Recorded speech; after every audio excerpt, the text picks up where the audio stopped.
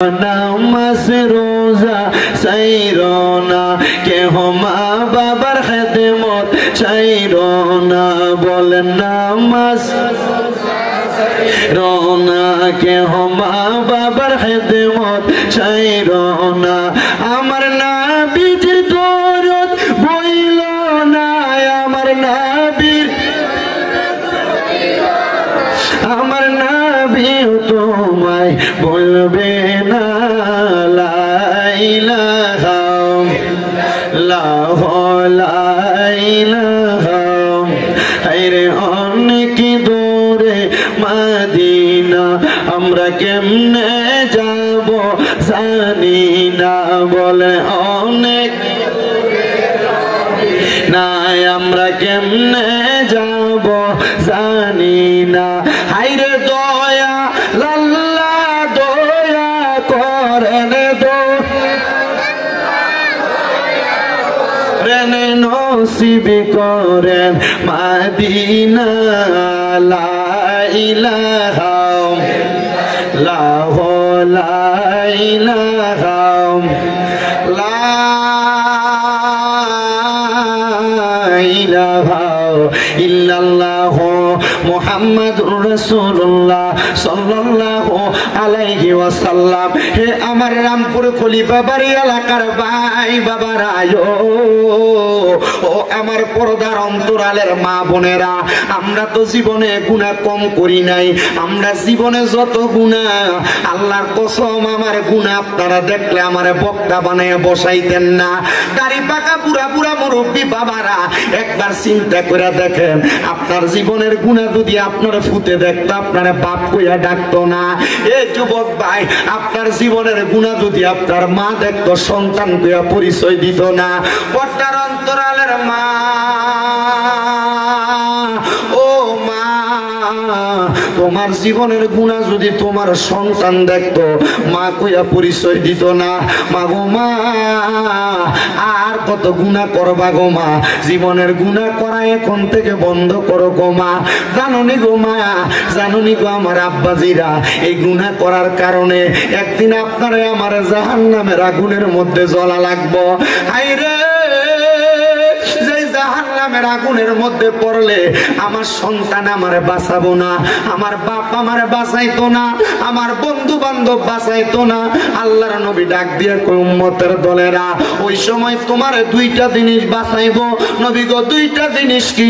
আমার নবী কয় আল্লাহর কোরআন থেকে, ইন্নাল্লাযীনা আমানু ওয়া আমিলুস সলিহাত, নিশ্চয় নিশ্চয় ঈমান এবং আমল দুইটা জিনিস তোমারে বাঁচাইবো। শুধু বাঁচাইতো না, কানাত লাহুম জান্নাতুল ফেরদাউসি নুজুলা, আল্লাহ তাআলা তুমি ওই বান্দা নেক আমল করার কারণে, নেক আমল এবং ঈমান রাখার কারণে তুমি বান্দারে জান্নাতুল ফেরদাউসে রাখবো। আর এই ঈমান এবং আমল যেই ব্যক্তিগুলা ভালো রাখতে পারে, আমার আল্লাহ কোরআনে কয় উলাইকা হুম খায়রুল বারিয়া, এরা হইল দুনিয়ার সবচাইতে ভালো মানুষ। হায়রে, ও আমার ভাই বাবারা, আপনার ঈমানটা ঠিক আছে নি? এই কথার গ্যারান্টি আপনারে কে দিব? আপনার মনটা আমলগুলা এখনো ঠিক আছে কিনা, এটার গ্যারান্টি কে দিব? জীবনে কত গুনাহ করছেন, আপনার গুনাহগুলা মাফ হইছে নি? এই গুনাহগুলা কেমনে মাফ করাইবেন? আসেন না রে বাবা, কলবের মধ্যে আল্লাহ তাআলার একটু জিকিরের পয়গাম জারি করে দেয়, যেন আপনার আমার জীবনের গুনাহগুলা মাফ হইয়া যায়। চক্ষুটা বন্ধ করে দিয়া আমার আল্লাহ তাআলার একটু আসনে জাতের জিকির করবেন, যেন আমার আল্লাহ তাআলা আপনার আমার জীবনের গুনাহ মাফ করে দেয়। মুহাব্বতের আওয়াজে একটু দমে দমে আল্লাহ তাআলার জিকির করেন। আল্লাহ আল্লাহ আল্লাহ আল্লাহ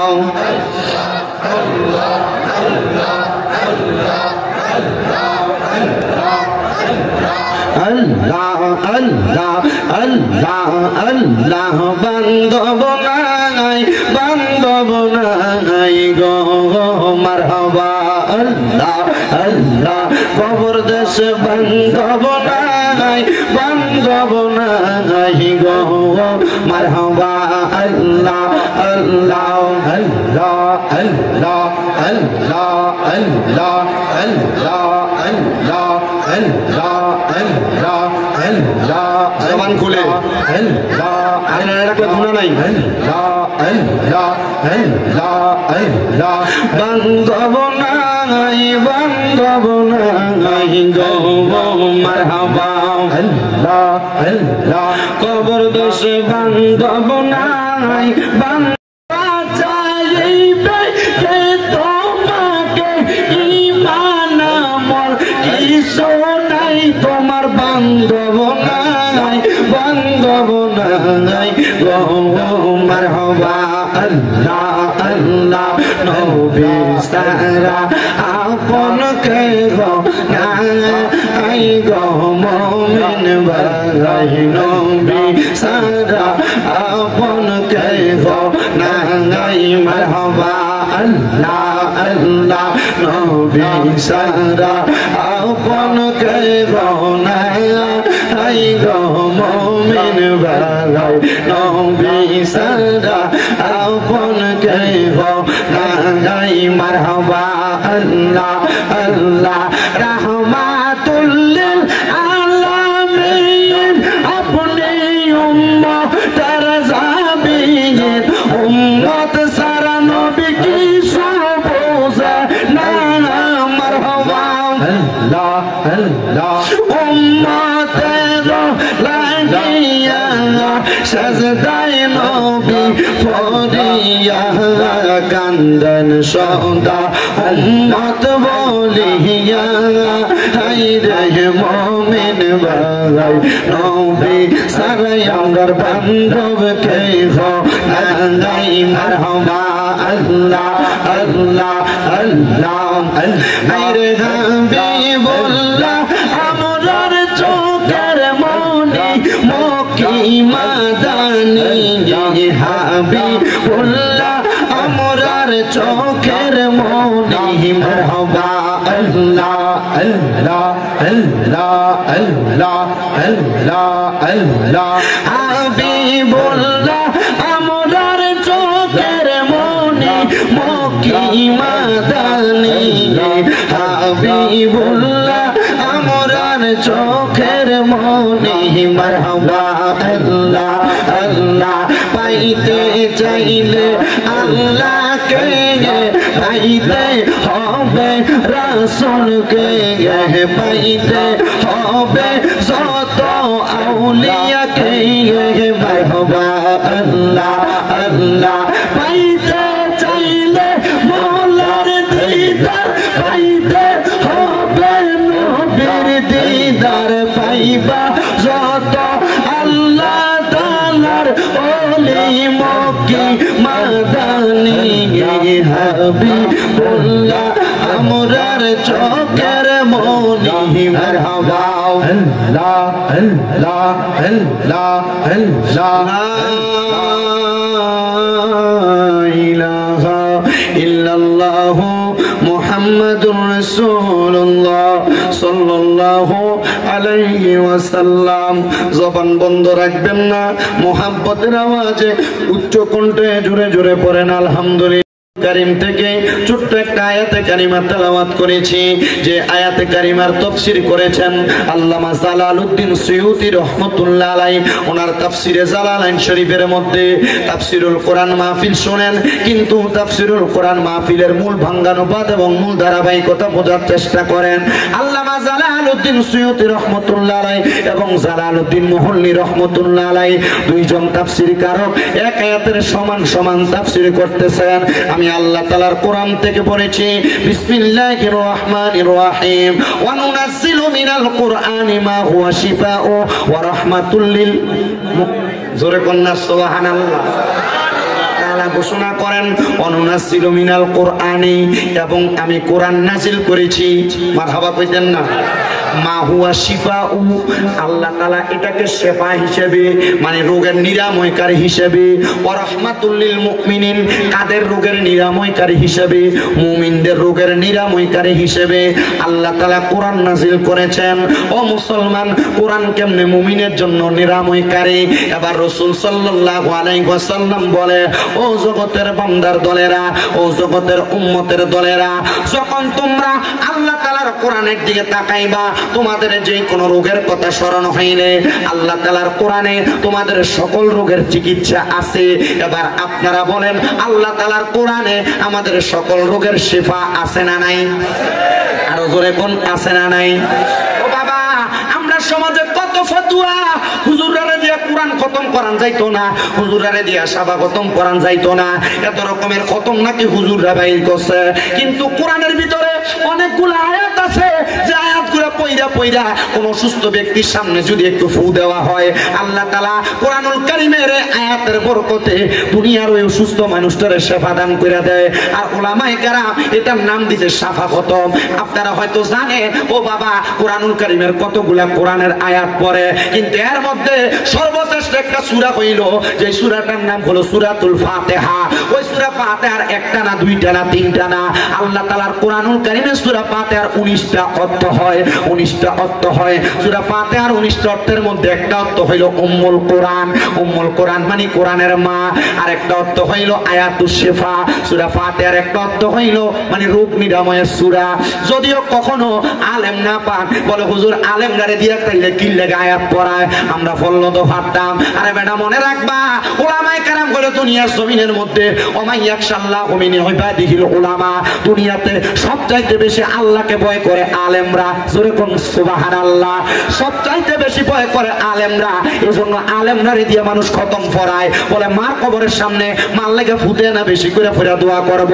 হ্যাঁ, ফুটে করে করলেও দোয়া হইব, কিন্তু আলেমরা দিয়ে করাইলে আল্লাহ দোয়াটা তাড়াতাড়ি কবুল করবে, এটার একটা গ্যারান্টি আছে, কারণ তারা আল্লাহরে বেশি ভয় করে। কিন্তু মুসলমান আলেম যদি আলেমের দাম না রাখতে পারে, আলেম যদি আলেমের সম্মান নিজেই মারি দিয়ে যায়, আলেম যদি আলেমের সম্মান নিজেরটা নিজে নষ্ট করে যায়, এটার জন্য তা আমরা দায়ী না। আমরা সব সময় চেষ্টা করি আলেম ওলামার দাম, আলেম ওলামার সম্মান বাড়াইয়া দিতে। ও মুসলমান, কোরআনুল কারীমের মধ্যে অনেক সূরা আছে যে সূরার আয়াতগুলো তেলাওয়াত করলে আল্লাহ তাআলা শিফা দান করে। সালামুন কাওলাম মির রাব্বির রহিম, সালামুন আলা ইব্রাহিম, সালামুন আলা ইয়াসিন, সালামুন আলা মুসা ওয়া হারুন। আছে না নাই? ওয়া শিফাউল লিমা ফিস, আছে না নাই? কথা পায় না, আসেনি আসেনি। কোরআনের প্রত্যেক জায়গার মধ্যে কেন মিয়া কথা পায় না? কিতেছে এটা হচ্ছে আমার পুরো হোমনা দিয়ে আমার একটা ফাঁকলা ভক্ত প্রত্যেকে এসেছি কেমন বনিয়ার সর, বনিয়ার সর। ওই আমি রামপুরে লই যাই, আমি ওই মাথাত গেল এটা যা, এই মাথাত গেল এটা যা, করতে পাগল বানাইছে। আপনার কষ্ট হইতেছে বাবা? আরো জোরে কোন কষ্ট হইতেছে? তাহলে বলেন কোরআনের ভিতরে রোগের শেফা আছে না নাই? জোরে কোন না আছে না নাই? কেমন শেফা? রাহমাতুল লিল আলামিন নবী শিখিয়ে দে উম্মত, আল্লাহ তাআলার কোরআন যখন তোমরা তেলাওয়াত করবা, এমন ভাবে তেলাওয়াত করবা যেন আমার আল্লাহ তাআলা তোমাদের মনের পুঙ্খানু পুঙ্খানু ছোট বড় সব গুনাহ মাফ করে দেয়, তোমাদের আশা পূরণ করে দেয়, তোমাদের মনের বেদনাগুলো আল্লাহ তাআলা শুইনা নেয়।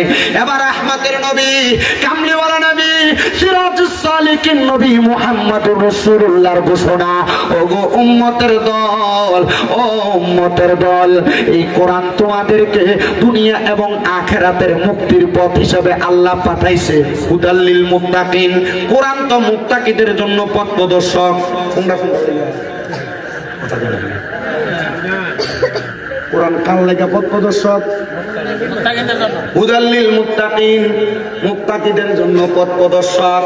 বলো হুজুর, তাইলে কোরআন কেন অন্য মানুষ মানে যারা বাদ মানুষ তাদেরকে পথ প্রদর্শন করবে না?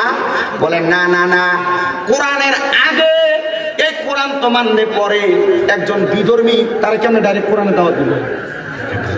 ডাইরেক্ট কোরআন শিখবো? এই ব্যক্তির কাছে ইসলামের মৌলিক বিষয়গুলো উপস্থাপন করা লাগবে, যেগুলা শুই না একজন বিধর্মীর কাছে ভালো লাগবে, তখন সে ইসলাম ধর্ম গ্রহণ করবে। তখন তাকে ঈমানের ধারাবাহিকতা বুঝাইবেন, তারপর কোরআনের মানে আমলের দিকগুলা বুঝাইবেন, তখন সে কোরআন পড়বে, ভালো ভালো দিকগুলা গ্রহণ করবে। শুনেন বাবারাম, এই কোরআন কেমন ভাবে একজন ব্যক্তির শেফার কারণ হয়, আমি আপনাদেরকে শুধু সেই কথাগুলাই বোঝাইতে চেষ্টা করতেছি। আল্লাহ তাআলার অনেক বান্দা দুনিয়াতে বসবাস করে, কিন্তু অনেক হাফেজে কোরআন দুনিয়াতে বসবাস করে। হাফেজে কোরআন মানে বুঝেন তো আপনারা, যারা কোরআন শিক্ষা গ্রহণ করে মানে কোরআন মুখস্থ করে, ওই হাফেজে কোরআনরা আল্লাহ তাআলার কোরআন মুখস্থ করে কথা সত্য, কিন্তু তারা এই কোরআনের তাসির তাদের সিনার মধ্যে কতটুকু আছে তাদের চাইতে বেশি কিন্তু আল্লাহ ছাড়া আর কেউ জানে না। একদিন দামেস্কের জমিনের মধ্যে একজন হাফেজে কোরআনের সিনার মধ্যে কোরআন আছে কথা সত্য, উনি চিন্তা করলেন আমার পেটের মধ্যে বড় ব্যথা হওয়ার কারণে আমার মাথাটা এমন অবস্থা হয়ে গেছে, আমি পাগল পাড়া হয়ে গেলাম, কোনো ওষুধে আমার কাজ করে না, আমি কোনো জায়গায় গেলে এই ওষুধ দিয়ে আমার পেটের রোগটা সেবা হয় না। এবার আমি শুনতে পাইলাম আমাদের এলাকার মধ্যে নাকি একজন হক্কানি ওলি আছেন। ও বাবা, আল্লাহর ওলির দরবারের ভিতরে মাসির ফতোয়া দেওয়া যায়। আরে বাবা, নবী যখন দুনিয়াতে ছিলেন, নবীজি দুনিয়া থেকে রওজা মুবারকে যাওয়ার আগে দুনিয়ার জমিনের ভিতরে এই দুনিয়াতে মাসির যে ফতোয়া মারে আপনার কাছে, এগুলা তো আপনারা বুঝাই দিয়ে গেছে গা, আপনারা এরপরে আর বুঝার মতো আপনি চিন্তা করতেছেন আর কইছে এটা সহি, এটাই সহি, এটাই সহি না। আরে বাবা, মাজারওয়ালা এই ব্যক্তিগুলা তো আল্লাহর ওলি, এই ব্যক্তিগুলা তো হক্কানি। কিন্তু হ্যাঁ, আরেকটা কাহিনী আছে, আপনার এই অত্র অঞ্চলের ভিতরে বিভিন্ন জায়গায় মাজারের ভিতরে আছে না, আল্লাহর ওলির নাম দিয়ে মাজারের ভিতরে বেরিয়ে দিয়ে গান করে এলাকা ওই বন্ধ করে। কথা ঠিক আছে নি ভাই? কথা ঠিক আছে নি? মাজার মানে গান বাজনা না তো, মাজার মানে আল্লাহর ওলির দরবার মানে গান বাজনার জায়গা না। আল্লাহর ওলির দরবার মানে তরিকত, শরীয়ত, হাকিকত, মারফত সব শিক্ষা গ্রহণের জায়গা। সুবহানাল্লাহ নাই দো, সুবহানাল্লাহ নাই দো। আরে গৌসে পাক আব্দুল কাদের জিলানির দরবারে বেরিয়ে গান কইতো না, খাতা করিবে না ওদের দরবারে বেরিয়ে গান কইতো না, এখনো কয় না। হযরত বাহাউদ্দিন নকশবন্দির দরবারে বেরিয়ে গান কইতো না, এখনো কয় না। মুজাদ্দেদ আল ফাসানির দরবারে এখনো বেরিয়ে গান কয় নাই, ভবিষ্যতে কইতো না। মনে রাখেন বাবা, মনে রাখেন, মাথায়ও রাখেন, আল্লাহর ওলিরা মানুষকে সত্য ধর্ম এবং দ্বীন শিখাইতে আসে। তো আল্লাহর ওলিরা হক, এই আল্লাহর ওলিদের ওসিলা দিয়ে যখন আমরা দোয়া করি তখন আমরা কাছে ওসিলা কই ফেলি। ওসিলা দিতে কে কইছে? ডাইরেক্ট আল্লাহর কাছে যাবি। ওসিলা দিতে আল্লাহ কইছে, আল্লাহর কোরআন ওয়াবতাকু ইলাইহিল, আল্লাহ নিজে বলতেছে ওসিলা তালাশ করার জন্য। আমরা আল্লাহর কথা মানি, বলেন কার কথা মানি? ওয়াবতাকু ইলাইহিল ওসিলা কি আমার কথা না আল্লাহ কোরআনের কথা? আমরা আল্লাহর কোরআনের কথা মানি। আমার সাথে জিজ্ঞান, আমার সাথে শুনি না, আমি কত পুকুরে জিজ্ঞান, আমি মিশা কথা বলে দিতেছি। আল্লাহর কোরআন বলে ওসিলা দেওয়ার জন্য। ওসিলা কাট দিবেন? হক্কানি রব্বানি ব্যক্তিদের ওসিলা দিবেন। কথা কোন না, হক্কানি রব্বানি ব্যক্তিদের ওসিলা দিবেন। কেমন ওসিলা দিবেন? এবার ওই হাফেজে কোরআন বলতেছে আমার পেটের মধ্যে বড় পীড়া, দামেস্কের জমিনে বড় মাপের আল্লাহর ওলি, ওই আল্লাহর ওলি ওনার দরবারের মধ্যে কত মানুষ আসা যাওয়া করে, কত মানুষ আসা যাওয়া করে। ওই মানুষগুলা আল্লাহর ওলির কাছে যায় কত রকমের কথা বলে, কিন্তু বাবার আপনারা মনে রাখবেন সব সমস্যার সমাধান করে দেয় কি? ধরে বলেন না কে? আল্লাহ করে দেয়, কিন্তু আল্লাহর ওলিরা সামান্য ওসিলা মাত্র। ও বন্ধু, হাফেজে কোরআন বলে আমি নিয়ত করলাম, মনে মনে চিন্তা করলাম আমার পেটের মধ্যে তো এত ব্যথা, আগামীকালকে সকালবেলা আমি বাড়ির মধ্যে যাইয়া আল্লাহ তাআলার কোরআন তেলাওয়াত করব। এই কোরআন তেলাওয়াত করলে আল্লাহ তাআলা যদি এই আল্লাহর ওলির ওসিলায়, আল্লাহর বন্ধুর ওসিলায় আমার পেটের পীড়া, আমার পেটের ব্যথা যেন আল্লাহ ভালো করে দেয়। ওই ছাত্র হাফেজে কোরআন উনি বলেন আমি আল্লাহর বন্ধুর মাজারের সামনে, মাকবারার সামনে দাঁড়ায়া দাঁড়ায়া আল্লাহ তাআলার কোরআন তেলাওয়াত করলাম। কোরআন তেলাওয়াত করার পরে, কোরআন তেলাওয়াত করার পরে আমি যখন তেলাওয়াত করতেছি হঠাৎ করে দেখলাম আস্তে আস্তে আমার পেটের ব্যথা নিবারণ হয়ে যাচ্ছে, আমার পেটের মধ্যে কোনো ব্যথা নাই। আমি বাড়িতে চলে গেলাম, যাওয়ার পরে হঠাৎ পরের দিন আমি লক্ষ্য করে দেখলাম আমার পেটের মধ্যে আবার পীড়া দিচ্ছে, পেটের মধ্যে আবার ব্যথা দিচ্ছে। এমন টাইমে আমি আবার নিয়ত করলাম হযরতে ফতে আলী সুবহানী রহমাতুল্লাহ আলাইহি নামক ওই আল্লাহর ওলির মাকবারার সামনে, মাজারের সামনে যায়া আমি আবার আল্লাহ তাআলার কোরআনুল কারীম তেলাওয়াত করব। উনি বলেন আমি দ্বিতীয় দিন আবার আল্লাহর ওলির মাকবারার সামনে যাইয়া আল্লাহ তাআলার কোরআন তেলাওয়াত করতে লাগলাম। কোরআন যখন তেলাওয়াত করতেছি আবার আমার আল্লাহ তাআলা আমার পেটের ব্যথা নিবারণ নিবারণ করে দিছে। জোরে জোরে বলেন সুবহানাল্লাহ, মুহাব্বতে কন্যা সুবহানাল্লাহ। এবার আল্লাহর ওলিটা লক্ষ্য করে দেখতেছে, এবার সামনে দিয়ে আসো, তুমি এদিক দিয়ে পেছন দিয়ে যাও, পেছন দিয়ে, সামনে দিয়ে মানুষের ডিস্টার্ব দিও না। আল্লাহর ওলির মাকবারার সামনে আমি যখন দ্বিতীয়বার কোরআন তেলাওয়াত করলাম, আমার পেটের ব্যথা নিবারণ হয়ে গেছে। এবার আমি চলে গেলাম, কিন্তু তৃতীয় দিন আমি লক্ষ্য করে দেখলাম আমার পেটের মধ্যে আরো ব্যথা। আমি আবার আল্লাহর ওলির মাকবারার সামনে দাঁড়ায়া দাঁড়ায়া আল্লাহ তাআলার কোরআন তেলাওয়াত করা শুরু করলাম।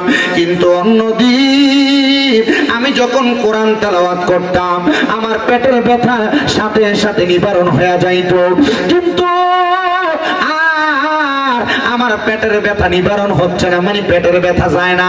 আগের 2 দিন কোরআন তেলাওয়াত করছে, পেটের ব্যথা গেছে গা, পরের দিনও করছে গেছে গা, কিন্তু তৃতীয় দিন কোরআন তেলাওয়াত করে পেটের ব্যথা। ছেলেটা চিন্তা করতেছে আমি এমনি কোরআন তেলাওয়াত করলাম, এই বাচ্চাটির একটু আওয়াজ দিতে বললো, কোরআন জানি হারবার করে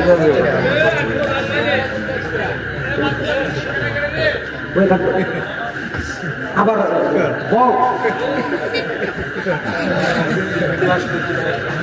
সাপ যখন খুঁজছি তখন দরকার লাগছে, অনার দরকার নেই।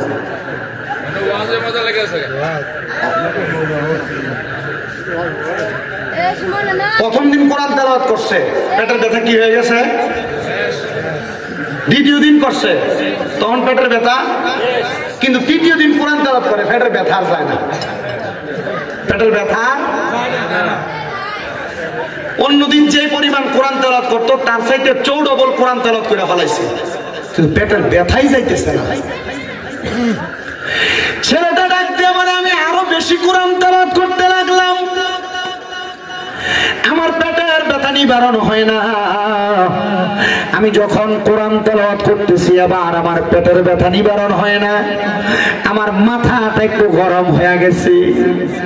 আমি এমন টাইমে ওই আল্লাহর ওলির মাকবারার পাশে, মানে মাজারের পাশে, কবরের পাশে আমি একটা বেত দেখা এটা হাতের মধ্যে নিয়া আল্লাহর ওলির মাজারের উপরে, মাকবারার উপরে আমি ঠাস ঠাস করে 3টা বাড়ি মারছি। 3টা বাড়ি মারছে, 3টা বাড়ি মাইরা আমি রাগান্বিত হয়ে হাতের বেতটা নিয়া আমি সামনের দিকে যাইতেছি। হায়রে, যখন আমি সামনের দিকে যাই দেখলাম আমার চোখের সামনে একজন ব্যক্তি দাঁড়ায় গেছে। ওই ব্যক্তির শরীরের কাপড়গুলা এলোমেলো, দেখতে তো সুন্দর লাগে না, যেটার আমরা পাগল মনে করি, একবারে পাগলের মতো আমার সামনে দাঁড়ায় গেছে। আমি জিগাইলাম কে আপনি, পরিচয় কি গো, আপনার পরিচয় কি? উনি ডাক দিয়া কয় আমার পরিচয় জানা লাগবে না রে হাফেজ সাহেব। এত রাগান্বিত, হাতের মধ্যে ব্যাট নিয়ে যাও কই? বলে পেটের মধ্যে বড় ব্যথা, সামনে তাইকা সরো, নচেত এই ব্যাট দিয়া তোমারে আঘাত করব। এবার পাগলা ডাক দিয়া কয় তুমি মনে করছো কবরের উপর বাড়ি দিয়া বাচ্চা গেছো আর আমারে বাড়ি দিয়া বাচ্চা যাইবা? না না না, বাঁচতে পারবা না। হাফেজ সাহেব আমি এমন কথা শুই না থমকে গেলাম। আমি আর তার সাথে কথা বাড়াইলাম না। আমি বললাম আমি যে কবরে বাড়ি দিছি কেউ তো দেখেন নাই, আপনি দেখলেন কেমনে? আমারে ডাক দিয়ে কয় বাবা পেটের মধ্যে ব্যথা, আগে তোমার ব্যথাটা তুমি সারাইতে চাও কিনা বলো? বলে হুজুর সারাইতে চাই। এবার ওই হাফেজ সাহেব ডাক দিয়ে কয় ওই পাগল ব্যক্তিটা কি যেন পইরা আমার পেটের মধ্যে ওনার হাতটা বুলিয়ে দিছে। বুলানোর সাথে সাথে আমার পেটের মধ্যে যে ব্যথা ছিল ওই ব্যথাটা নিবারণ হয়ে গেছে। আমার পেটে কোনো ব্যথা নাই। আর আমারে বলছে আর কোনোদিন আমার পেটের মধ্যে ব্যথা হবে না, আমার পেটে ব্যথা হবে না। এই কথাটা বলার সাথে সাথে আমি একটা লাফ দিয়া ওই পাগল ব্যক্তিটার পায়ের মধ্যে ধরে ফেলাইছি। আমি বললাম হুজুর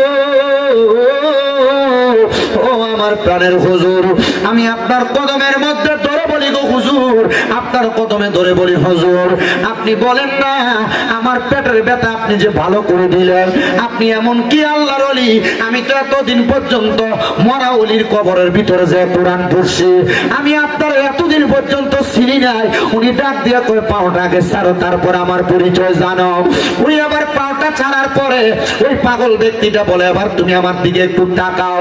এই তাকাও কথাটা বইলা ওই পাগল ব্যক্তিটা পিঠের মধ্যে থেকে পিছন দিক থেকে ফিরা, পিঠের উপর থেকে কাপড়টা ফিরে দিয়া ডাক দিয়ে কই তাকায় দেখো তো আমার পিঠের মধ্যে কয়টা দাগ দেখা যায়।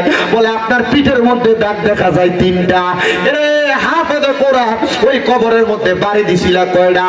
বলে বাড়ি দিছিলাম 3টা। বলে 3টা বাড়ি আমার পিঠের ভিতরে লাগা রয়েছে রে, আমি তোর বাড়িগুলা সহ্য করতে পারি নাই। তুই যখন বাড়ি দিয়া আমার কবরের সামনে থেকে চলে আসো, আমি আমার মাওলার কাছে ফরিয়াদ জানাইছি, আল্লাহ আমার একবার ক্ষমতা দাও, আমি দুনিয়াতে যাইয়া ওই হাফেজে কোরআন রে তার পেটের ব্যথাটার জন্য আরেকবার দোয়া কইরা দিয়ে আসি। হাফেজে কোরআন কয় বুঝলাম না, আমি তো কবরের সামনে বাড়ি দিছি, কবরের মধ্যে বাড়ি দিছি, আপনার পিঠে আসলো কেমনে? আর আপনি বা কেন আমার পেটের ব্যথা 2বার বালা হয়েছে, 3য়বার বালা করাইলেন না? ডাক দিয়া কয় বাবারে, ব্যথা তো মাফ করার মালিক আল্লাহ, ব্যথা দেওয়ার মালিক আল্লাহ। কথা কোন, কথা কোন, কথা কোন। আমার এত রোগ হয়, এতে জ্বর হইয়া রয়েছে। গত পরশুদিন মাহফিল করছি, পরশুদিন তো করলাম বাঞ্ছারামপুর করিগঞ্জ গেছি, বাঞ্ছারামপুর করিগঞ্জ যদি ফেরিঘাটের এখানে স্টেজ থেকে নামার পরে দাঁড়াইতে পারতেছি না, গাও একবারে থরথর করে কাঁপতেছে। ব্যাপারে কইলাম তাড়াতাড়ি যে কোনো ফার্মেসির সামনে আমার গাড় করেছে, তেমন বারুতের মতো টাইনে গেছে গরিপুর পর্যন্ত। গরিপুর পর্যন্ত যায়া তো মোটামুটি এক হসপিটালের সামনে নিয়ে ঢুকাইছে। এনে যাও না তো আমার কাছে ডাক্তার আছে, আপনারা হয়তো পরীক্ষা দিব, রক্ত পরীক্ষা করতে না কেছে বুঝি গাড়ি করে। আসলে তো রক্ত বাই করলে এটা আমার কাছে ভালো লাগতো না, এমনি একবার রক্ত দিছি আলহামদুলিল্লাহ, কিন্তু আমার সে এটা আমার কাছে ভালো লাগতো না। জ্বর হয়েছে ঠিক আছে, আগে বাইর যাই ফেরে দেখতাম, এনে কোনো কামটা হইতো না। আমি কাছে তাওয়াক্কাল তো আল্লাহ রাসূল, আগে বাড়ির যাই, পরে কুমিল্লাতে যাইয়া কুমিল্লার টেলিফোন সমনিতে আলিফ ফার্মেসি আছে আমার এক ভাই মুজাম্মেল ভাই, ওনারা কইলাম ভাই শব্দ আছে, পরে মাপ দিয়ে কইলাম না 160 ডিগ্রি, পরে মাপ দেওয়ার পরে কি সাপোজ ইউজ যেটারে কই আর কি এটি দিছে, আর ওষুধ পাল্টা টাল্টাই দিছে, এটি লইয়া মোটামুটি দেখলাম যে পরের দিন থেকে একটু একটু ভালো আছে। আজকেও গতকালকেও 2টা মাহফিল করতে পারছি, আজকেও 2টাই আপনাদের একটু সুন্দর করে করতেছি। শরীর এখনো পর্যন্ত মোটামুটি ভালোর দিকে, বাকিটা এখন থেকে নামার পরে বুঝতে পারবো। আপনার দোয়া করবেন আমার লেগা। আমি কইলাম যে আল্লাহ, আমি যদি মাহফিলে না যাইতে পারি, মানুষ আমার বাজে বলবে, শরীর অসুস্থ হয়ে গেলে মানুষ বোঝে না, আসলেই বোঝে না। আমার গত কয় তারিখ 4 একটা মাহফিল, আমি মাহফিল কমিটিতে কইলাম ও আমার তো শরীরটা ভালো না, আমার 9টার মধ্যে মাইক দিয়ে দিয়ে কত 9:30 মাইক দিলাম ভাই, 9:30 নিব করে নিছে তো, আর আমার স্টুডেন্ট নেই 9:30 নিতে নিতে নিচে 10টা। আমি মোটামুটি কোথাও একটু কালেকশন আছে, আমি 1 ঘন্টা 20 মিনিট ওয়াশ করে আমি কালেকশনে ঢুকছি, 1 ঘন্টা 40 মিনিট হয়ে গেছে। 1 ঘন্টা 40 মিনিট পরে কালেকশন সব করে সারছি, হুজুর আমরা মাদ্রাসার কালেকশন। তার মানে কি সে আমার অসুস্থতা বুঝছে? তার কথা আমি হুজুর টিয়া দিয়ে আনছি, বদুল্লা টিয়া দিয়ে আনছি বদুল্লা। এরপরে দেখেন এই কালেকশন করে দেওয়ার পরে মুনাজাত দিব, এরা হুজুর একটু জিকির করে দেবে। আমি বললাম তোর বিবেক না, তোর আকল নাই। তো পরে একটুটুকু বোঝাইলাম যে কোনো মাহফিল কমিটি বক্তাদের কষ্ট বুঝবে। আমি ওয়াজ করবো, আপনার বাড়িতে কিন্তু মোটামুটি যার যেমন ঘুমাই দেবে না। আমি কিন্তু এখান থেকে যাইতে যে মনে করেন 2.5 ঘন্টা একবার আমার হিসাব দেয়, এখান থেকে কুমিল্লা থেকে 2.5 ঘন্টা লাগে। কিন্তু এই যে কুয়াশা, দিনের বেলা হিসাব করছেন 2.5 ঘন্টা, কিন্তু সামনে দিয়ে ফাঁসার দূরে দেখা যায় না, গাড়ির সামনে ফাঁসার দূরে দেখা যায় না, কয়েক দূরে দেখা যায় না, 5 হাত দূরে দেখা যায় না। তখন আর কেমন 2.5 ঘন্টাতে কুমিল্লা যায়, তখন যাইতে দিতে ফজর। তো রাতের ঘুম কি দিনে হারায়? আমরা তো মোটামুটি মনে করেন হুজুর বহুত টিয়া হয়ে থাকে, এটাই শেষ হয়ে যায়, যে পরিশ্রম করে এটা হয়ে যায় না। কই আপনার কাছে তো গত বছর দাওয়াত দিয়ে গেছে, আমার মাদ্রাসা 2-1টা ফলামিন বাড়াইতেন, হারাইছেন না করতে গিয়ে কি দরকার? যা কই বাবু যেমনি আছি এমনি আলহামদুলিল্লাহ। আমিন কোন আর জোরে কোন আমিন। আপনারা ফাটাইলেও আছেন না ফাটাইলেও আছেন। গত পরশু দিন আমার মাদ্রাসার মাহফিল হয়েছে, 150 জন সবক লইছে। মারহাবা কয় না তো? 1 কয়জন সবক লইছে? 50 জন। এই মাদ্রাসায় ছাত্রই আছে 375 জন। এক মাদ্রাসার কথা বলছে, আমার মাদ্রাসা 6টা। যে হুজুরা বড় বড় লিখছেন ভিটটা দা হুজুরে জিজ্ঞেস হুজুর আপনার মাদ্রাসা কয়টা? এরা নিয়ে নিয়ে ঢাকা ফ্ল্যাট কিনে বাড়ি কিনে কথা কন না কা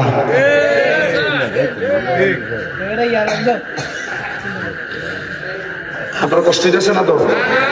আমি আপনারা বেশিক্ষণ কষ্ট দিতাম না। কটা বাজে? 11টা বাজে মাত্র। আল্লাহ কবুল করো। একটু দুরূদ শরীফ পড়েন। সালাতুন ইয়া রাসূলুল্লাহ হাবিবাল্লাহ আলাইকুম সালাতুন ইয়া রাসূলুল্লাহ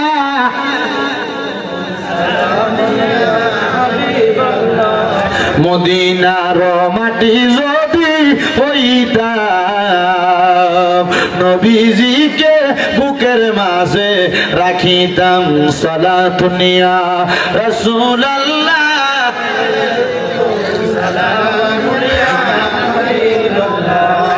আলাইকুম সালাতুন ইয়া রাসূলুল্লাহ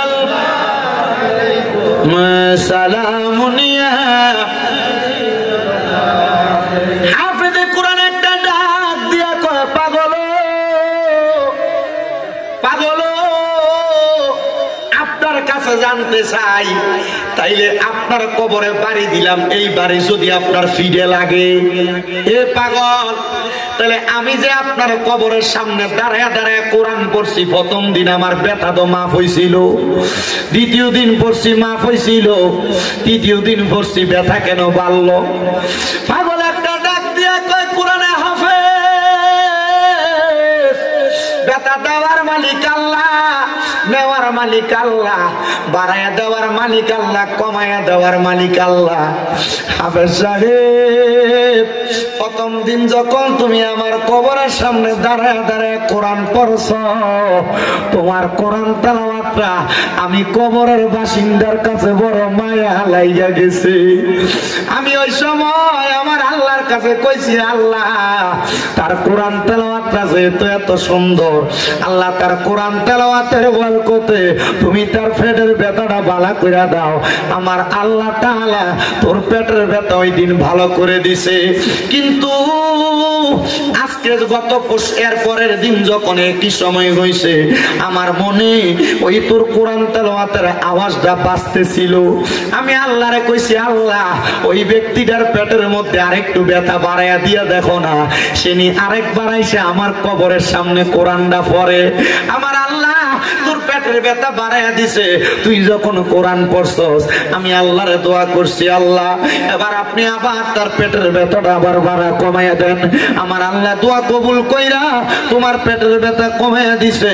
যখন তুমি তৃতীয় দিন আমার কবরের সামনে কোরআন পড়ছো, আমি যখন তোমার কোরআন তেলাওয়াত শেষ হয়ে যায় আমি আমার আল্লাহর কাছে দোয়া করছি, আল্লাহ আপনি তার পেটের ব্যথাটা আরেকটু বাড়াইয়া দেন, সে যেন আমার কবরের সামনে আরেকটু বেশি করে কোরআন শরীফ পড়ে।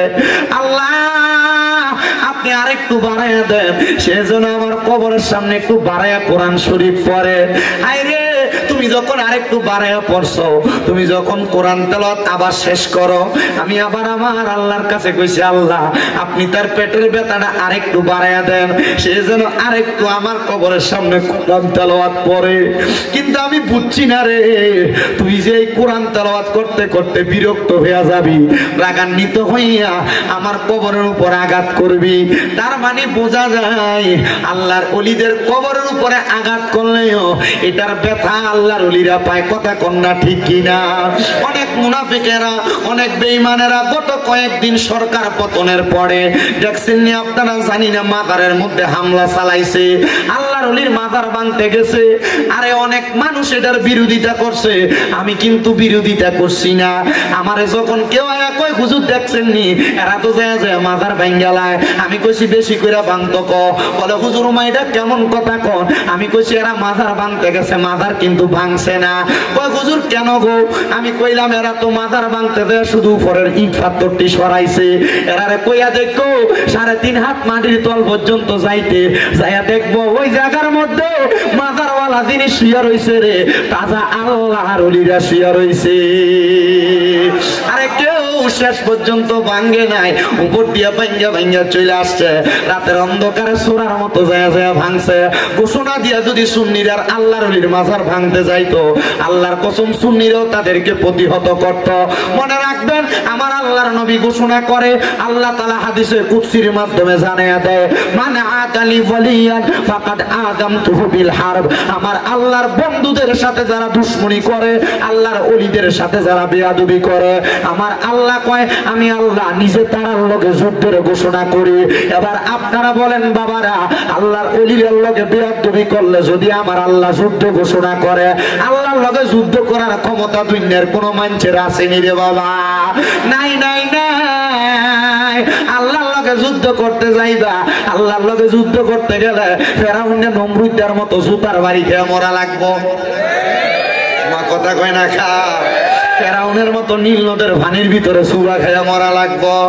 এই জন্য আল্লাহর ওলিদের লগে তোমরা কোনোদিন বিয়াদবি কইরো না। পারলে মানবা, না পারলে দূরে দূরে থাকবা। কিন্তু যখন তুমি কোনো আল্লাহর ওলিদের সঙ্গে বিয়াদবি করবা, আমার আল্লাহ তাআলা ডাইরেক্ট তোমার দুনিয়া এবং আখিরাতের মধ্য থেকে তোমারে কাটায়া রাখবে। এই জন্য আমার পর্দার অন্তরালের মা ও আমার বাবারা, আমি যেই জন্য এই কোরআনুল কারীমের মর্যাদার বয়ানটা করতেছিলাম, আপনারা বেশি বেশি করে কোরআন তেলাওয়াত করবেন। আপনারা অনেকে কত দোয়া করেন, আমার আল্লাহ তাআলা আপনারা দোয়া কবুল করে না। কত দোয়া করেন, দোয়া কবুল করে না। এর মধ্যে দোয়া কবুল না হওয়ার কারণ হইল 3টা। কয়টা? ধরে কোন না কয়টা? দোয়া কবুল না হওয়ার কারণ হইল 3টা। 1 নাম্বার হালাল খানা ফেটে যায় না। 2 নাম্বার আমরার ভিতরে ইখলাস নাই। ইখলাস মানে খোদা ভীতি নাই আর কি, ইখলাস নাই। 3 নাম্বার আমরার ভিতরে ইহসান নাই, মানে মানুষের প্রতি মায়া মোহাব্বত, মায়া মমতা নাই। এই জন্য আমরা দোয়াটি আল্লাহর কাছে কবুল হয় না। তো দোয়া কবুল হওয়ার মূল মাধ্যম যেটা, ইবাদত কবুল হওয়ার মূল মাধ্যম যেটা, সেটা হইল হালাল খানা। আমরা হালাল খামো কই থেকে? আমরা সমাজের ভিতরে যে সুদখোরের অভাব নাই, কথা কন না কেন? আমরা হালাল খামো কই থেকে? আমরা সমাজে ঘুষখোরের অভাব নাই। আপনারা আবার ঠিক ঠিক কইতাছেন, এদিকে ধরে নিয়ে আপনারা মসজিদের সভাপতি বানান, এদিকে ধরে নিয়ে আপনারা মসজিদের সেক্রেটারি বানান, এদিকে ধরে নিয়ে আপনারা এলাকার হদ্দার বানান, এদিকে ধরে নিয়ে আপনারা আদ্দার মাতাব্বর বানান। কথা কই না? আসেনি? আছে আছে।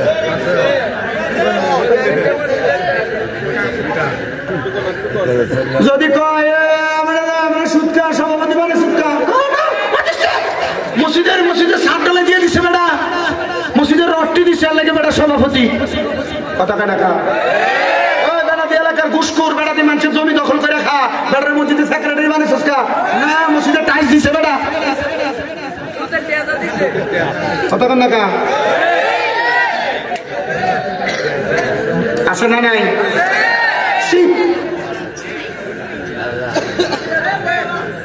আল্লাহ আপনার কষ্ট হইতেছে? আসেনি এমন? কম না বেশি? এলাকা হদ্দারি করে এবারটা, এবারটা এবারটার বাইবাতিতে জমি দখল করে রাখা, এবারটা তো মানুষের বিচার করতো, হিসাব আর তোর খুব ভালো এবারটা।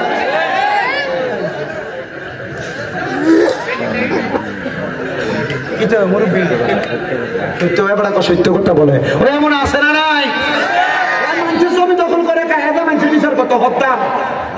সাধুয়ানে বয়ে বয়ে দেখবেন লম্বা লম্বা কথা, এই সুৎকুর আর গোসকুর কি করে তোর আর করে নুরা।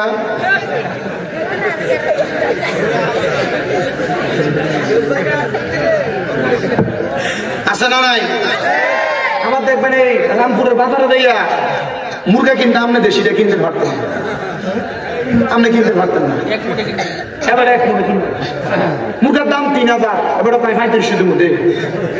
কেউ আপনি 3,000 তো বেচাইলে কষ্ট হয়ে দেবো আমার ইচ্ছে হয়েছে আধা মনে এক সমানে কিনে না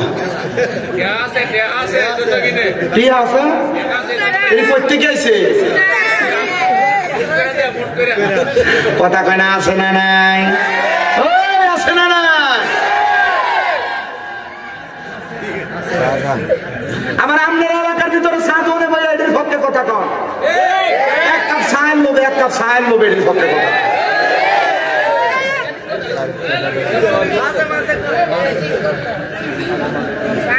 কথা কথা বলেন এমন আছে না নাই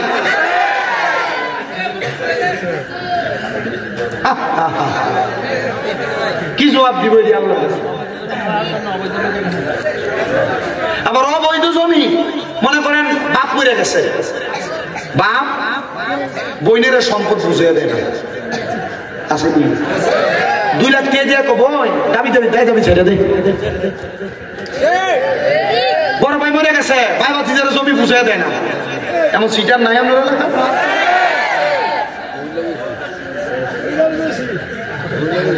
আল্লাহ এটি থেকে আপনারা হেফাজত করবো আমিন কর আমার বাজানেরা কষ্ট গেছে গভীর মনোযোগ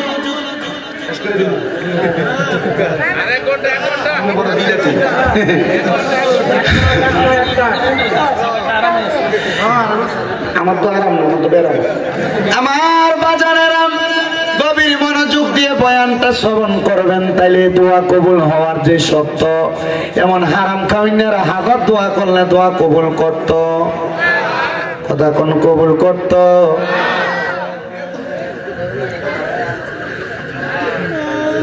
আল্লাহরে ভয়ও করা লাগবো মানুষের প্রতি ইহসানও করা লাগবো মায়া দয়াও করা লাগবো নি অনেক মা বোনেরা দোয়া করে কবুল হয় না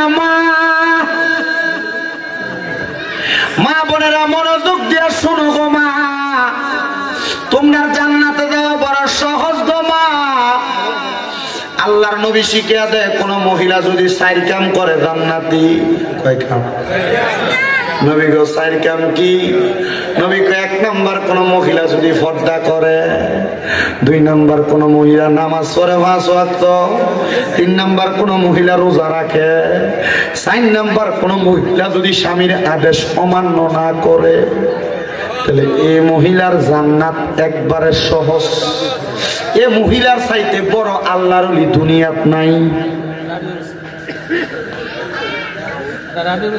মারহাবা কোন মা গো মা নামাজ পড়ো পর্দা করো রোজা রাখো কিন্তু জামাই যদি অন্য কোন কথা একটু থেকে একটু টের বেটের একটা দমক দাও জামাইয়ের কথাটার মানো না আল্লাহর কসম তোমার নামাজ কামে লাগতো না রোজা কামে লাগতো না লাগবো না কথা মনে না দিনের বেলা ঝগড়া করে রাত্রেবেলা অন্যদিকে মুখ ফিরে রাখে অন্যদিন বাচ্চা থাকতো 1 মাসে জামাই বউ এক লগে ঘুমাইতো যেদিন ঝগড়া হয়ে দিন বাচ্চা মাঝখানে অন্যদিন কি তো কষ্ট দিতেছে এবার কই যা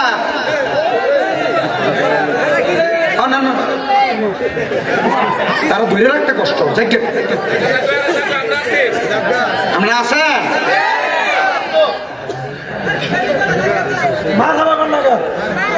না তো মার হবা এটা কইয়াতে মুর্শিদ ভাইয়ে আরো জোরে কোন মার হাওয়া অন্যদিন জামাই ঘুমাইতো 2 বালিশে কিন্তু মা বোন দোয়া কবুল হইব কেমনে আপনি কত দোয়া করেন ঘর থেকে রোগ বালা মুসিবত ছাড়ে না আরে ছাড়বো কেমনে মা আপনি তো আপনার জামাইয়ের মন খুশি রাখতে পারছেন না কথা কন আমার বাবারা আমার বন্ধুরা ও পর্দার অন্তরালের মা বোনেরা দোয়া কবুল হওয়ার মূল মাধ্যমের ভিতরে আরেকটা মাধ্যম স্বামীর মনটারে খুশি রাখা লাগবো স্বামীর মনটা যদি অখুশি রাখে আপনি রাত্রবেলা ঘুমান আমার আল্লাহর আযাবের ফেরেশতারা আপনারে লানত দিব মহিলারা স্বামীর আদেশ মানতে চায় না, স্বামী তাদেরকে কত রকমের আদেশ করে শুনতে চায় না। কিন্তু আল্লাহর নবী বলে কোন মহিলা তাদের স্বামীর আদেশ ছাড়া বাবার বাড়ি তো যাইতে পারবে না।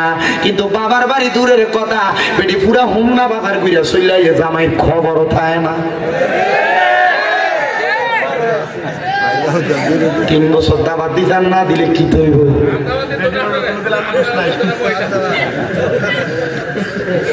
কষ্ট দিতেছে আপনারা। এ মা, যদি জান্নাতে যাইতে চাও গো, স্বামীর আদেশ মানবা, স্বামীর দমক সহ্য করবা, স্বামীর কথাগুলা মাইন্না মাইন্না চলবা। আমার নবী কয় এক একটা মহিলাকে আমি নবী পানির সাথে তুলনা করলাম। নবী গো কেন? বলে পাথরের সাথে তুলনা করি নাই।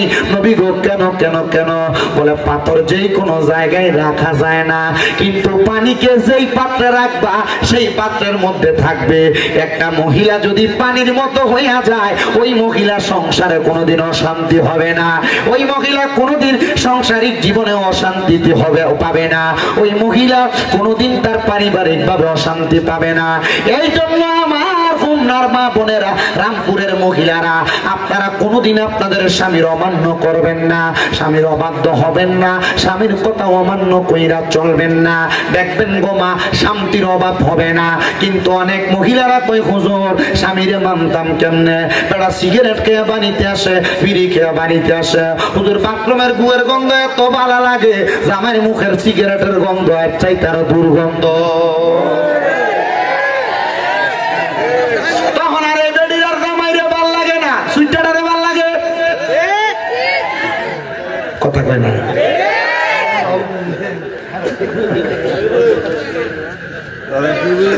আপনার মুখের ভিতরে দুর্গন্ধ, ফসা গন্ধ। আপনার বউ আপনার রাত্রবেলা গেলে আপনার পাশে দিয়ে শুইব কেমন? আপনি আমার ভালো লাগে না তখন। আর এটা বন্ধ করার লাগবো না। আল্লাহ দোহাই লাগে, যে পোলা পান অথবা যে ভাইয়েরা সিগারেট খায় এরা জিজ্ঞাসা করে দেখেন শিক্ষক কার কাছে। এরকম একদিন আমার এক ভাই কইছিল কোন রকম একটা টান দিয়ে দেয় হস্তা, একদিন কোন রকম একটা টান দিয়ে দেয় হস্তা তারা বানাইছে।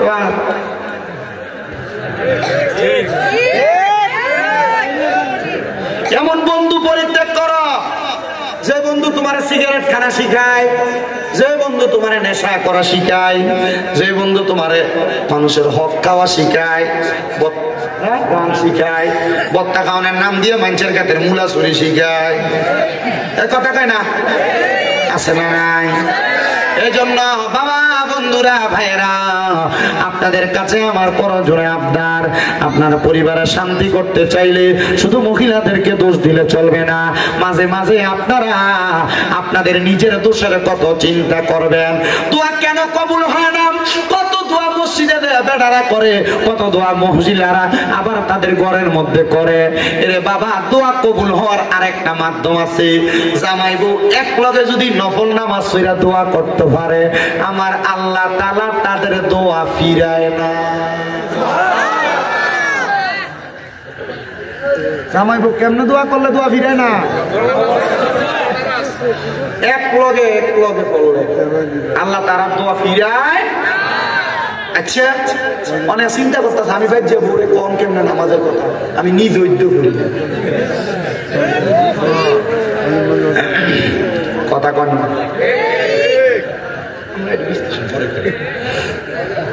ঠিক আছে নি? জামাই বউ এক লগে, ওই যে বাসর রাইতে এক লগে ভরাই দিছিল 2 টাকা, আর কোনদিন ভরছে কিনা সন্দেহ। পড়ার দরকার আছে না নাই? দরকার আছে না নাই? ও বন্ধু, ও নবীর উম্মতের দলেরা, এমন দোয়া কে করছে জানো? এমন দোয়া করছে আল্লাহ তাআলার পয়গম্বর হযরতে জাকারিয়া আলাইহিস সালাতু ওয়াস সালাম। বয়স বড় বৃদ্ধ হয়ে গেছে জাকারিয়া নবী। তো জাকারিয়া নবী ছিল হযরত মরিয়ম আলাইহিস সালাতু ওয়াস সালামের খালু। হযরত মরিয়ম আলাইহিস সালাতু ওয়াস সালামের খালু। তো মরিয়ম আলাইহিস সালাতু ওয়াস সালাম যখন ছোট, মরিয়ম আলাইহিস সালাতু ওয়াস সালামের বাবা মারা যাওয়ার পর ওনারা লালন পালনের দায়িত্ব এ পড়ছিল জাকারিয়া নবীর উপরে। মারহাবা কোন? জাকারিয়া নবী ছিল বাইতুল মুকাদ্দাস মসজিদের ইমাম সাহেব। মারহাবা। 4 জন ইমামের ভিতর উনি একজন ইমাম। মরিয়ম আলাইহিস সালামের বাবা ছিল আরেকজন ইমাম, উনি মারা গেছেন, উনি ছিলেন দ্বিতীয় নম্বর। মারহাবা। হযরত জাকারিয়া পয়গম্বর মরিয়ম আলাইহিস সালাম রে কুলি পিঠে করে মানুষ করার পরে যখন মরিয়ম আলাইহিস সালাম বড় হয়ে গেছে, জাকারিয়া পয়গম্বর আমার আল্লাহর কাছে দোয়া করে, আল্লাহ আমার মরিয়ম এখন আর আমার কাছে নাই গো আল্লাহ, আল্লাহ তুমি যদি আমার একটা ইবাদিকা সলিহিন নেক সন্তান দিতা, তাহলে আমি জাকারিয়া নবীর মনের আশাটা পূরণ হইতো, আমার কলিজা ঠান্ডা হইতো। জাকারিয়া নবী দোয়া কইরা কানতে কানতে বাড়িতে গেছে, চোখের পানি মুছতে মুছতে। জাকারিয়া নবীর স্ত্রী জাকারিয়া নবীরে দেখা ডাক দিয়ে কই, স্বামী গো এমন ভাবে কান্না করতেছেন, কান্না করার কারণটা কি জানতে চাই। ডাক দিয়ে কই, স্ত্রী এমন ভাবে কান্না করার কারণটা তুমি জানতে চাও? আমি কান্দি আল্লাহ যেন আমার একটা সন্তান দেয়। বলে কেন? কারণ একটা সন্তানের দোয়ার কারণে আল্লাহ তাআলা মা বাপরে মাফ কইরা দেয়। হায় রে, আপনি না নবী, আপনারা কি লেগে মাফ করা লাগবে? উনি কয়, না রে না, সন্তানের প্রতি মায়া কোন মা বাবার নাই? অনেক পোলাপান মনে করে মা বাপ সন্তানদের বেশি বেশি এখানে সেখানে গেলে বারবার ফোন দিয়া দিয়া কয় তাড়াতাড়ি বাড়িতে আয়। এটা এমনি কয় না রে, মা বাপ চিন্তা করে পুত্রানি ওই জায়গায় বেশিক্ষণ থাকলে কোনো বিপদ হয়ে যায়, পুত্রানি ওই জায়গার মধ্যে বেশিক্ষণ থাকলে কোনো বিপদে পড়ে যায়। সন্তান মাঝে মাঝে মা বাপ এই কথা বললে তুমি মা বাপরে ধমক দিয়া কো, কিছু হইতো না, আমি আইতেছি, রাহো রাতে ফোনটা কাইটা দাও। না না না, মনে রাখবা যারার মা বাপ নাই এরারে কেউ ফোন দিয়া খবর লয় না, এরারে ফোন দিয়া কেউ খোঁজ খবর লয় না। এজন্য আবদার জানাই রে, ও আমার রামপুরের বাবারা, মা বাপ যদি তোমরা এমন ফোন দিয়া খবর লয়, আম্মা আব্বারে কখনো তোমরা ধমক দিও না। এমন অনেক সন্তান তো আছে, মা বাপ যদি কোনো বিষয় বুঝিয়া কইতো চায়, সন্তান ধমক দিয়া বয়ালায়, কয় তুমি বয়া তাও তুমি বোঝো না। আরে তারা বোঝে না, তুই ফুতে বোঝো, মা বাপের মতো তুমি ফুতে বেশি বোঝো না। আম্মা আব্বা বুড়া হয়ে গেলে এদের থেকে পরামর্শ নিবে, এদেরকে অবহেলা করে চলবা না। মনে রাখবা, বুড়া মানুষের এক বুদ্ধি তোমার 10 বুদ্ধিও মাল কারাইতো না। এজন্য সবার কাছে আমার আবদার, বৃদ্ধ মা বাবারে অবহেলা করিস না, বৃদ্ধ মা বাপরে বড় মায়া করবি, আদর যত্ন করবি। হযরত জাকারিয়া নবীর স্ত্রী ডাক দিয়ে কই, স্বামী আপনি যদি আমারে বলেন গো, আমরা স্বামী স্ত্রী দুইজন মিলে আল্লাহর কাছে দোয়া কইরাম। এতদিন তো আপনি বাইতুল মুকাদ্দাসে দোয়া করছেন, আমি আমার ঘরে বইসা দোয়া করছি। আজকে রাত্রবেলা আমরা স্বামী স্ত্রী দুইজন বইসা দোয়া করব, দেখবেন দোয়া কবুল করব। অনেক মহিলারা সন্তান হয় না, আমি বলবো স্বামীরে নিয়ে একসাথে রাত্রবেলা তাহাজ্জুদ নামাজ পড়বা, দেখবা আমার আল্লাহ তাআলা সন্তান দান করব। অনেক মহিলাদের ঘরের মধ্যে বরকত হয় না, আমি বলবো জামাইরে নিয়ে এক লগে ঘরের মধ্যে নামাজ পড়বা। অনেক মহিলারা ঘরের মধ্যে রোগ বালা মুসিবত ছাড়ে না, আমি কমু জামাইটারে নিয়ে একসাথে নফল নামাজ পড়বা ঘরের ভিতরে, রোগ বালা মুসিবত থাকবে না। তোমরা নামাজ আর দোয়ার বরকতে আল্লাহ তাআলা সব ধরে দিব। এবার আপনারা বলেন, আল্লাহর নিয়ামত অর্জনের জন্য স্বামী স্ত্রী একটাই কে করে ইবাদত করার দরকার আছে না নাই? জাকারিয়া নবীর স্ত্রী এবং জাকারিয়া নবী একসাথে দোয়া করে, দোয়া করার পরে আল্লাহ তাআলা জাকারিয়া নবী এবং ওনার স্ত্রীর দোয়া কবুল করে ফেলছে। আল্লাহ তাআলা বাণী পৌঁছে দেয়, জাকারিয়া তোমাদেরকে একটা সন্তান দেওয়া হবে। জাকারিয়া নবীকে আল্লাহ সন্তান দিতা তো দিতা, আরো আগে দিতা, কিন্তু এখন আমার বয়স বৃদ্ধ বয়স, তুমি আমার সন্তান দিবা। আলহামদুলিল্লাহ। এ জাকারিয়া যখন সন্তান দেই নাই বলছি দেব না, তখনও বলতো আলহামদুলিল্লাহ, আবার এখনো কো আলহামদুলিল্লাহ। আল্লাহ তাআলা জাকারিয়া নবীরে খুশি হয়ে একটা ছেলে সন্তান দান করছে। বাবা কইলেন না, ছেলে সন্তান দান করার পরে জাকারিয়া পয়গম্বর আল্লাহ তাআলার কাছে দোয়া করছি। জাকারিয়া নবীর ছেলেটা আস্তে আস্তে বড় হয়েছে, 7 বছর। কয় বছর? জাকারিয়া নবীর ঘর দুইটা, একটা ইবাদতখানা আর একটা হলো আলাদা সাইডের মধ্যে ইবাদতের জায়গা, একটা ইবাদতখানা আর একটা নিজে থাকার জায়গা। জাকারিয়া নবী বলে, সন্তানের 7 বছর বয়স, আমি আমার থাকার ঘরের মধ্যে থেকে রাত্রবেলা বের হওয়ার পর রাতে আর ঘরে যাই নাই, আমি আমার ইবাদতখানার মধ্যে ইবাদত করতে করতে সময় কাটিয়ে দিছি। দেখবেন দেখবেন সকালবেলা ঘুম থেকে ওইটা সন্তানেরা বাবারে না দেখতে মাঝে মাঝে কান্দে। ছোট মানুষ কান্দে না, কান্না করে।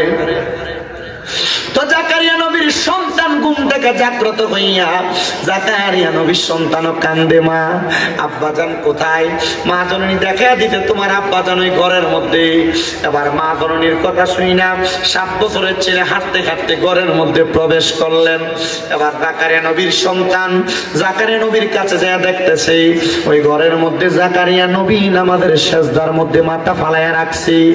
সন্তান জাকারিয়া নবীর বাবরি কাটা চুলগুলার মধ্যে ছোট মানুষ তো বোঝে না, দুই আলগি দিয়া তুলছে আর তাকে দেখে জাকারিয়া নবী চোখগুলা বড় বড় লাল হইয়া গেছে আর চোখগুলা দিয়া বায়া বায়া পানি পড়তাছে। ছেলে জিগায়, আব্বা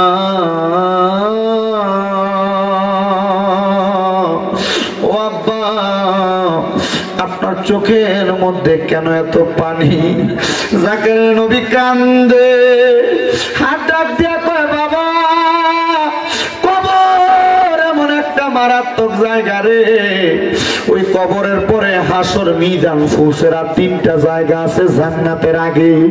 ওই কবর থেকে জান্নাত পর্যন্ত যে 3টা কঠিন জায়গা, ওই 3টা কঠিন জায়গা পাড়ি দেওয়ার সহজ করার যে মাধ্যম এটা হলো বান্দার চোখের পানি।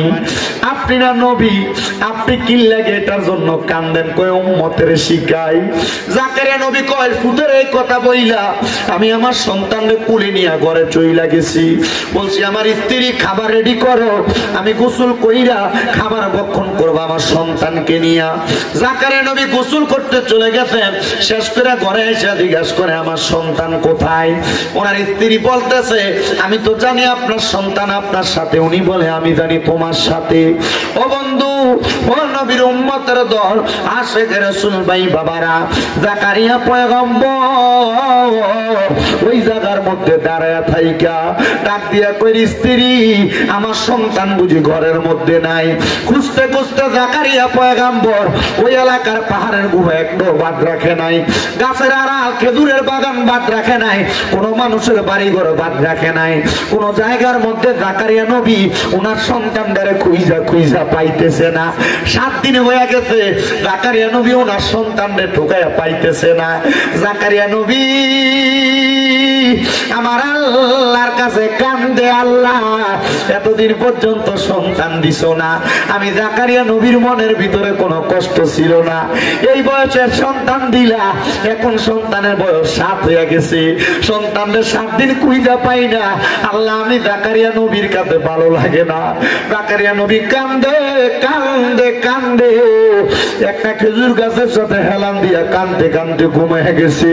গায়েবী ভাবে আওয়াজ আসে, জাকারিয়া সব জায়গায় তো খুঁজলা, যে ঘরের ভিতরে তুমি যাইয়া আমি খোদারে ডাকো, ওই ঘরের ভিতরে যাইয়া সন্তানটারে খুঁজা দেখছো নি? উনি বলে ঘুম থেকে লাফ দিয়ে উঠছি, একটা দৌড় মাইরা ঘরের ভিতরে ঢুইকা গেছি, যে দেখতাছি রে আমার 7 বছরের ছোট ছেলে সেদার মধ্যে পড়া রয়েছে, মাথা ডালগি দিয়ে তোলা দিয়া আমি তাকে দেখছি 7 বছরের পোলাডার চোখ গুলা লাল হইয়া রয়েছে, চোখ দিয়া বায়া বায়া পানি পড়ে। ডাক দিয়ে কইলাম, বাবা রে এই ঘরের মধ্যে 7 দিন তুমি কি করো? সন্তান ডাক দিয়া কয়, আব্বা 7 দিন আগে আপনি না আমারে বলছিলেন এই কবরের মধ্যে তাইকা জান্নাত পর্যন্ত যাওয়ার জন্য হাসর মিজান ফুলসেরাত নামক যে কঠিন জায়গা আছে, ওই জায়গাটা পাড়ি দেওয়ার মূল মাধ্যম চোখের পানি। আব্বা আমার আল্লাহ তো আমি সন্তানরেও মাফ দিব না, এই জন্য আমি কান্দি, আমার আল্লাহ যেন আমারে মাফ কইরা দেয়। চিন্তা করছো নি রে ও আমার হোমনা রামপুরের বাবারা, তোমার 7 বছরের পোলারা মোবাইলে কার্টুন না লাগিয়ে দিলে ভাত খায় না, মোবাইলের ভিতরে টিকটক ভিডিও না লাগিয়ে দিলে সন্তান ভাত খাইতে পারে না। আর ওই সন্তান 7 বছরের বয়স আল্লাহ তাআলার কবরের ভয়ে কান্দে। কান্না করার কারণ হইল উনি বলতেছেন আমার আব্বা জানের কাছ থেকে শিক্ষা। সন্তানের জন্য জাকারিয়া নবী কান্দে আর কয়, আল্লাহ তোমার কাছে আবাদে কাজ সালিহি নেক একটা সন্তান চাইছি, এমন একটা সন্তান দিছ, এই সন্তান দিয়ে আমার চাইতে তোমারে বেশি ডরায়। আল্লাহ গো, তুমি আমার সন্তানটারে কবুল করো। আমার আল্লাহ তাআলা কবুল কইরা নিছে। এই সন্তানের দল তোমার বাপ্পা তোমার জন্ম দেওয়ার পরে নিজের চিন্তা তত বেশি করে নাই, জাকারিয়া নবী ওনার সন্তানের চিন্তা বেশি কইরা আমার আল্লাহর কাছে কাঁদছে। আপনার মা বাবা আপনার জন্ম দিয়ার চাইতে আরো বেশি কাঁদতাছে। আরে কান্দে না শুধু, একটা সন্তান যদি দুনিয়ার জমিনে বিদেশে চলে যায়, মা বাপের কুলজাটার ভিতরে শান্তি লাগে না, ঘরের বাহিরে গেলে শান্তি লাগে না। আজকের মাহফিলে আমার হাবিব ভাই যে এই রামপুরের কলিফা বাড়িতে মাহফিল প্রতি বছর বছর সাজায়, আমি জানি না এই মাহফিল আর কতদিন পর্যন্ত চলবো। হাবিব ভাই যদি মারা যায় এই মাহফিলটা কায়েম জানি থাকবো নি। হাবিব ভাইয়ের বংশের মানুষের জন্য দোয়া করায়, এলাকার মধ্যে গানের জন্য দোয়া করায়, বৈদেশিরার জন্য দোয়া করায়, হায়াতে বাসিন্দা মানুষের লেগে দোয়া করায়। আল্লাহ আজকের মাহফিলে কোন পোলা পাঞ্জানি বসছে, তারার মা বাপ তারা এত কষ্ট করে করে মানুষ করছে, কিন্তু ওই মা বাপ অন্ধকার কবরের বাসিন্দা হইয়া রয়েছে। মাহবুব পর্দার অন্তরালে কোন মাইয়া জানি বসছে, তারা আজকে মা অন্ধকার কবরে মাহফিলে নাই। আল্লাহ কোন মাইয়াটা জানি পর্দার আড়ালে বইসা রয়েছে, তার আব্বা দুনিয়ার জমিনের মধ্যে নাই, তারা আছে। মাহবুব যারার মা নাই, যারার বাবা নাই, তারার মনে শান্তি নাই।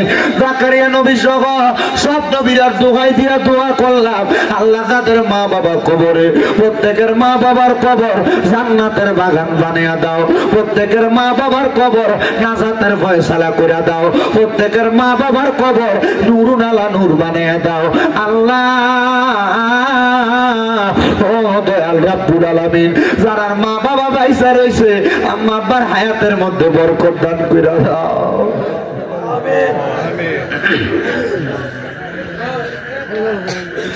হে আমার কুমিল্লা হোমনার রামপুরের বাবা, যদি কেউ ওই মা বাপরে কষ্ট দিয়া থাকো, আল্লাহর দোয়া আমি সব মাহফিলে কই তারার কাছে দেয়া মাফ চাইবা, নচেত আমার ওয়াজ শুনা তোমার কোনো লাভ নাই।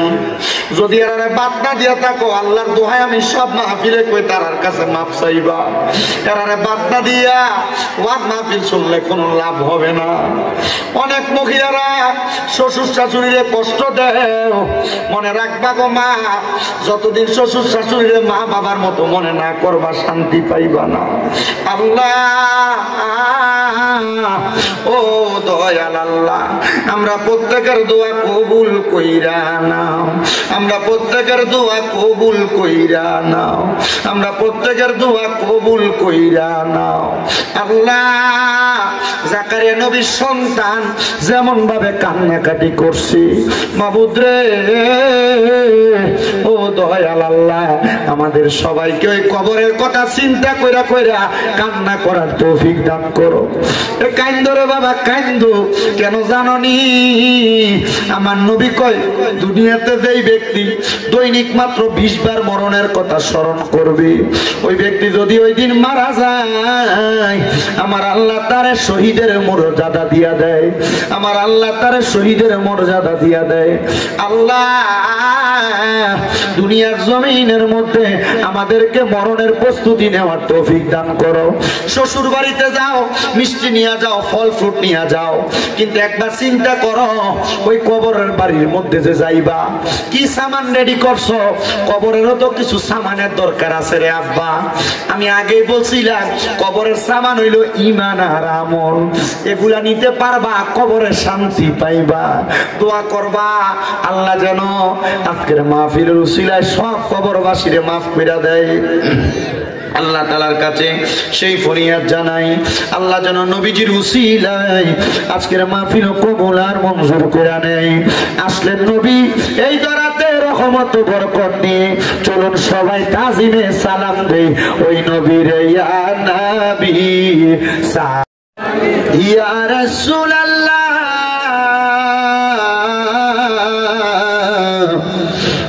ইয়া হাবিবাল্লাহ,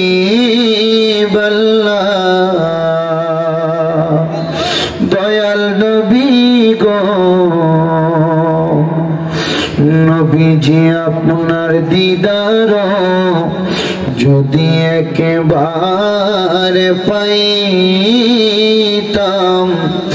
আপনার কদম ধরে চুমিতাম, বলিতাম মনে বেদনা, চুমিতাম আপনার রওজা ইয়া নবী। সবাই কাতার করুন। ইয়া রাসূল সালাম, ইয়া হাবিব সালাম আলাইকা সালাতুল্লাহ।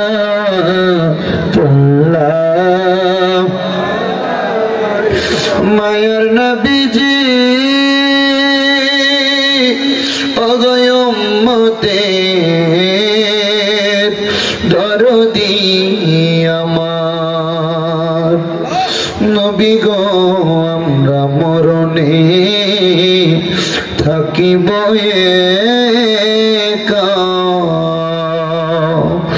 আমরা কবরে যাই বয়ে একা, হাসরে উঠিব একা, পাই যেন আপনার দেখা ইয়া নবী সালাম, ইয়া রাসূল ইয়া হাবিব সালাম সালাতুল্লাহ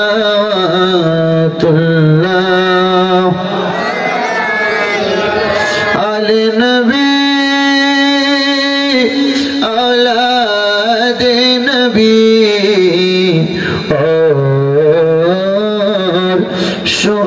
शुहदाए किराम, शुहदाए करबला हजरत इमाम हुसैन जान देने की हालत पेला सलाम मुस्तफा जाने रहमत पे, लाम शम्अ बज में हिदायत पेला, खाजाए खाजे खान खाजा गरीब नेवाज, उसे महीनों दीनों मिलात पेला, हो सलाम मुस्तफा जाने रहमत पेला, लाम शम्अ बज में हिदायत पेला, या पाके पंजातन लाखो सलाम, या पाके पंजातन लाखो सलाम, या पाक पंजातन लाखो सलाम, या पाके पंजातन लाखो सलाम, या हसन शाह हुसैन लाखो सलाम, या हसन शाह हुसैन लाखो सलाम, करबालार कुरबानी স্মরণ করো, প্রাণ ভরে সকলে নামাজ পড়ো, বালাগাল উলা বিকামালিহি।